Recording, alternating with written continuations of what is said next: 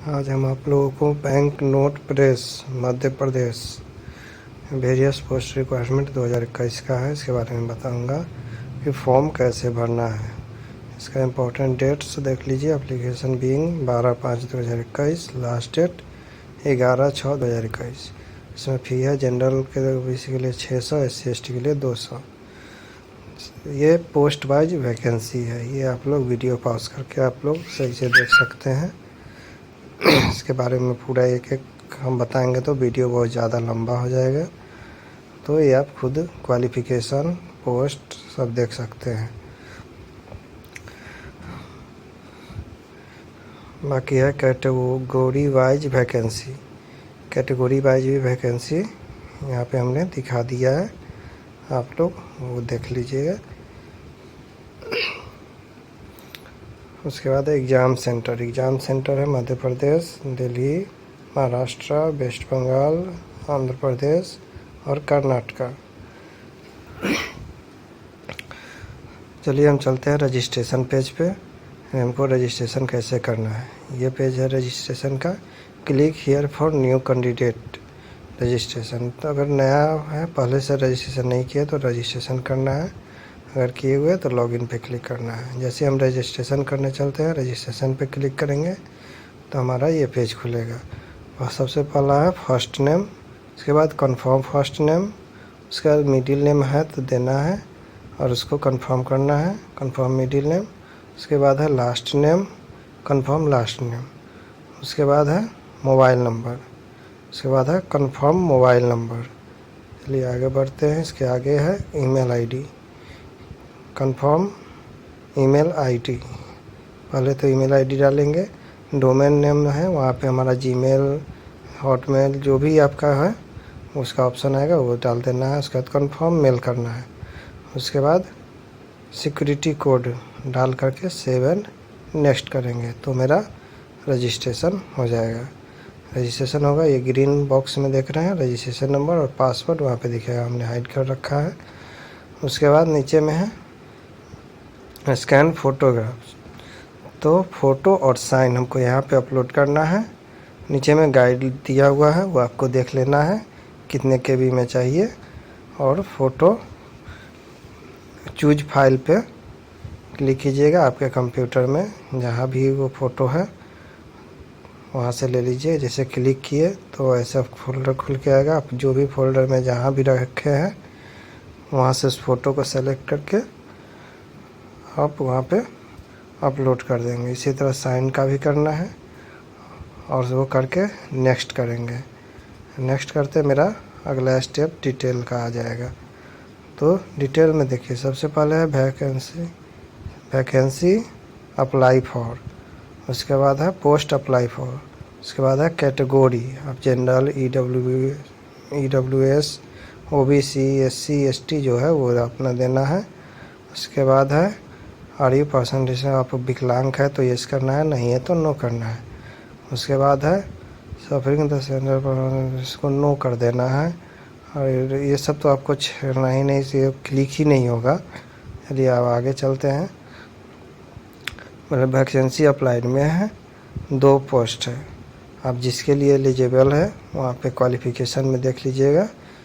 यहाँ तो एलिजिबल नहीं है, ये तो MP का और UP का, आपको जो भरना है वो उस पर क्लिक कर दीजिए। जैसे हम UP का कर दे रहे हैं यहाँ पे अभी। उसके बाद है पोस्ट अप्लाई फॉर, इसमें क्वालिफ़िकेशन आपको देख लेना है कि आपका क्वालिफ़िकेशन दोनों में से किसके हिसाब से है, तो उस पर क्लिक करके हमको जो पोस्ट चाहिए उसके लिए हम अप्लाई कर देंगे। उसके बाद फिर आगे बढ़ेंगे।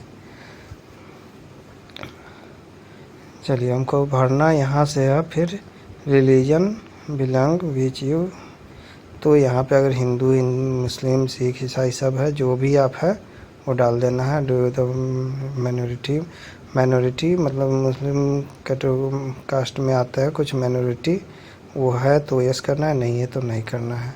आप टाइपिंग हिंदी में देना चाहते हैं या इंग्लिश में, तो वो सेलेक्ट कर देना है। एक सर्विसमैन है तो यस करना है, नहीं तो नो करना है। उसके बाद है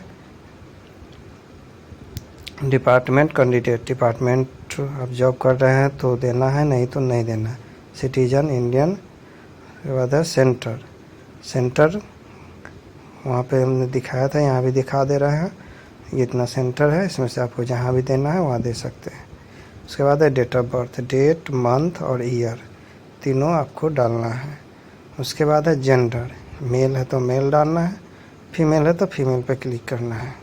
उसके बाद आगे है do you want to brother, यानी आप जुड़वा भाई बहन है तो यस करना है, उसका नाम देना है, वो मेल है फीमेल है देना है, नहीं है तो नो कर देना है।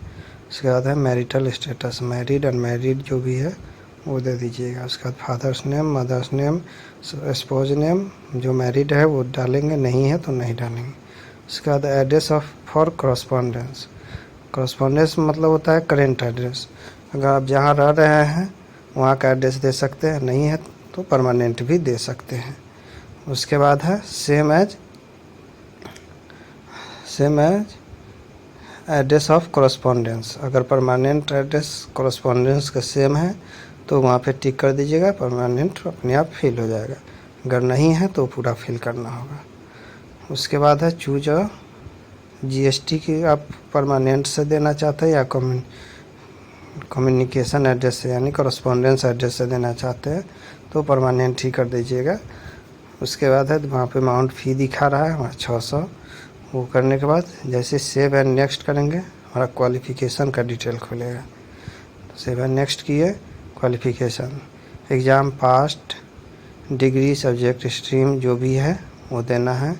उसके बाद duration of course in year में, date of passing, date month year तीनों देना है। परसेंटेज ऑफ मार्क्स कितना परसेंटेज है, क्लास ग्रेड जो भी है, first class second class third class जो भी है वो हमको देना है। पहला है आईटीआई, अगर आप क्वालिफ़िकेशन के हिसाब से पोस्ट डाले हैं आईटीआई का तो वो देना है। फिर दूसरा है डिप्लोमा, डिप्लोमा के हिसाब से डाले हैं तो वो देना है। शायद ग्रेजुएशन 1, ग्रेजुएशन 2, ग्रेजुएशन 1 आप 2 बार ग्रेजुएशन किए तो 2 फिल कर सकते हैं, 1 तो करना ही है, अगर 2 बार किए है तो 2 भी कर सकते हैं, नहीं तो 1 एक बार किए तो 1 करके 1 में आर्ट साइंस कॉमर्स ये दे देना है। ड्यूरेशन ऑफ कोर्स यहाँ पे फुल टाइम हो जाएगा, उसमें खुद ऑप्शन खुलेगा।